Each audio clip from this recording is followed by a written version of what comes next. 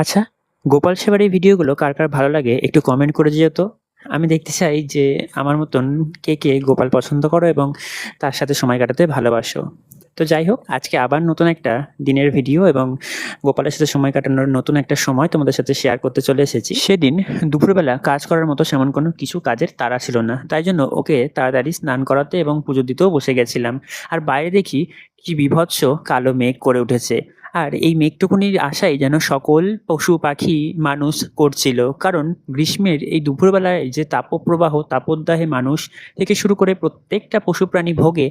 তো তার থেকে মুক্তির জন্য এই মেঘটার আশা যেন তীর্থের কাকের মতো সকলে করে থাকে। আর যখন সেই মেঘটা এসেছিল মনে যেন এক চিলতে আশার আলো নিয়ে এসেছিল আর আমাদের ভিজিয়ে দিয়ে শান্ত করে দিয়ে গিয়েছিল সেই মেঘ। কারণ এক পশলা বৃষ্টি প্রকৃতিকে পুরো ঠান্ডা, সবুজ, শীতল ও স্নিগ্ধ করে দিয়ে গিয়েছিল।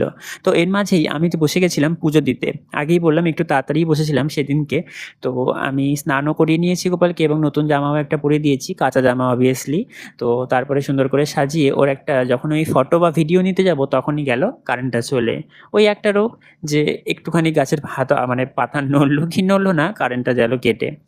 তো যাই হোক, ওর মাঝখানে আমি একটু লাইট জ্বেলে ফোনের ফ্ল্যাশ জ্বেলে তো ওর সেবাটাও দিয়ে নিয়েছিলাম। এবং ছবি যখনই তুলতে যাবো তখন তো বললামই কারেন্টটা চলে গেল। আর আমি প্রত্যেকদিন একটা ছবি তো ওর তুলি, অনেক সময় তোমাদের সাথে শেয়ারও করি।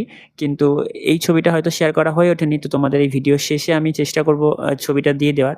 তো ওই রকম কারেন্ট যাওয়ার মাঝখানেই আমি ওর পুজোটা শেষ করেছিলাম। এবং দেখো, এটা হচ্ছে ওর পুজো দেওয়ার পর ফাইনাল লুক। তোমরা দেখে জানিও যে কেমন লাগলো। ভালো লাগে একটা লাইক, কমেন্ট, শেয়ার করে দিও। আর এই হলো ওদিনকে অন্ধকারে তোলা ওর এই ছবিটি। কেমন লাগছে ওকে সেদিনকের ছবিতে, মানে সেদিনকের লুকে, অবশ্যই জানিও।